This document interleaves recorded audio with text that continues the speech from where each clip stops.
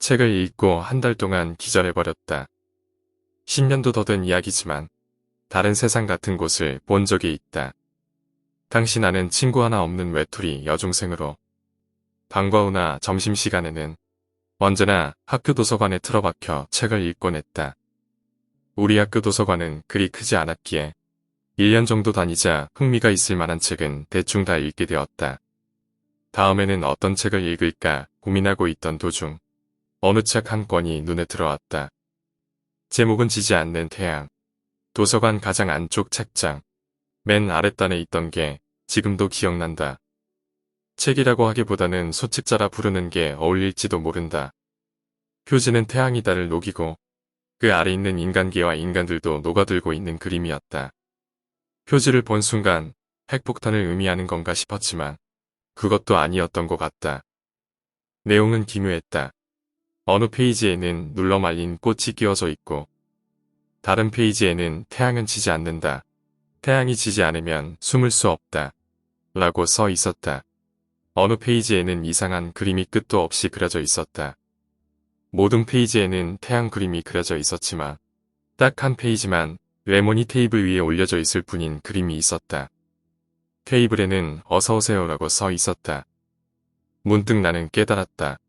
그 책은 페이지 수가 완전히 제멋대로였던 것이다. 레몬이 그려진 그림은 책 한가운데에 있었는데도 불구하고 1페이지였다. 기분도 나쁘고 왠지 이상한 예감이 들어서 책을 내려놓을까 싶기도 했지만 나는 결국 호기심을 이기지 못하고 계속 책을 읽어나갔다. 그대로는 무슨 의미인지 알 수가 없었기에 아래 써 있는 페이지를 따라 책을 뒤적이며 읽어나갔다. 레몬 그림은 단순한 표지이고 그 다음 페이지부터는 태양이 나와 서서히 모습을 바꾸며 인간을 녹여갔다. 마지막에는 태양이 인간의 형태가 되는 이야기가 완성되었다. 완성했다고 생각한 순간이었다.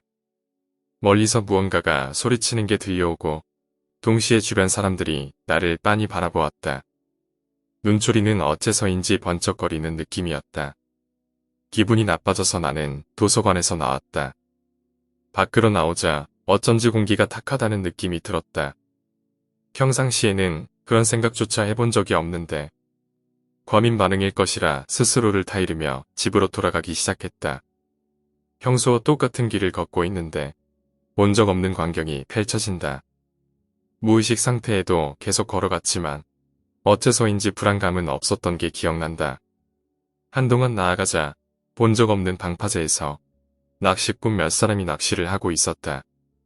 바다는 먹물처럼 새까맣고 하늘은 빨간색에 가까운 핑크색이었다.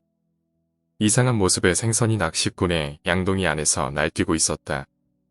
낚시꾼은 가까이 다가온 나를 보고 순간 놀란 듯지만 시선을 돌려 다시 낚시에 열중했다. 내가 멀어지려는 순간 속삭임 소리가 들려왔다. 잡아먹힐 거야. 그리고 갑자기 나는 까마귀 같은 새에게 손을 쪼였다.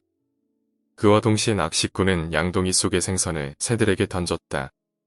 새들은 그리로 모였다.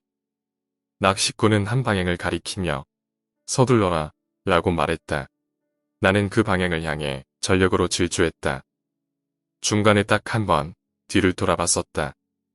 태양이 다가와 있었다. 낚시꾼도 새도 병치도 모두 태양에 녹아들어 증발해가고 있었다. 그리고 나는 눈을 떴다. 병실 침대 위였다. 근처에 있던 간호사에게 말을 걸자 곧바로 의사를 불러주었다. 사람들의 말에 따르면 나는 책을 읽다 갑자기 넘어져 한 달 넘게 의식을 잃고 병원에 있었다는 것이었다. 머리맡에는 같은 반 친구들이 쓴 롤링 페이퍼가 있었다. 이윽고 부모님이 왔지만 두 분 모두 통곡하는 바람에 달래는 게 큰일이었다. 나는 단순히 꿈을 꾼 게 아닐까 하고 막연하게 생각하고 있었다. 하지만 점차 그게 평범한 꿈은 아니었을 것이라는 증거들이 나타나기 시작했다. 우선 그 세계에서 나를 살려준 낚시꾼은 내가 어릴 적 세상을 떠난 우리 삼촌이었다. 삼촌이라고는 해도 워낙에 멀리 떨어진 곳에 살아서 나는 두세 번밖에 만난 적이 없다고 한다. 앨범을 뒤지다 삼촌의 사진을 발견한 내가 깜짝 놀라 아버지에게 물어 알게 된 사실이었다. 그 후로 나는 매년 삼촌 묘에 성묘를 가고 있다. 그뿐 아니라 그 세계에서 새에게 쪼인 상처는 현실에 온 후에도 내 손에 나 있었다. 나는 임사체험을 한 게 아닌가 하는 생각을 하고 있지만 아직도 손에 남은 상처만은 미스터리다. 만약에 그때 새들에게 온몸을 쪼이기라도 했다면 어떻게 됐을까? 마지막으로 내가 정신을 잃은 사이 일어난 사건이 하나 있었다. 같은 반 친구 한 명이 자살한 것이었다. K라는 남자아이로 나와는 별 친분이 없는 양아치스러운 아이였다. 주변 평판도 그닥 좋지 않았다. 그런데 그가 남긴 유서에 지지 않는 태양이라는 글귀가 적혀 있었다는 것이다. 그가 도서관에서 책을 읽는 모습이라곤 본 적이 없었기에 나는 더욱 놀랐다. 후에 읽을 생각은 없었지만 학교 도서관에서 한 번 더 그 책을 찾아보았다. 그러나 그 책은 없었다. 얼마 뒤 나는 K와 친했던 S에게 이런 이야기를 들었다. K는 내가 기절하기 전 읽고 있던 책을 읽어보려 했었다고. S는 말렸다지만 K는 무시하고 그 책을 찾아내 빌려갔었다는 것이다. 하지만 읽은 직후에는 아무 일 없는 듯 보였고 오히려 저주받은 책이라며 그걸 태워버렸다고 한다. 그러나 그 후 서서히 K는 이상해지더니 결국 목을 매달고 자살했다는 이야기였다. 당시에는 너무나도 무서워 정신이 이상해질 것만 같았다. 하지만 그 이후에는 아무 일도 일어나지 않았고 나는 평범하게 대학도 졸업하고 지금은 열심히 살고 있다. 책은 지금도 무척 좋아한다.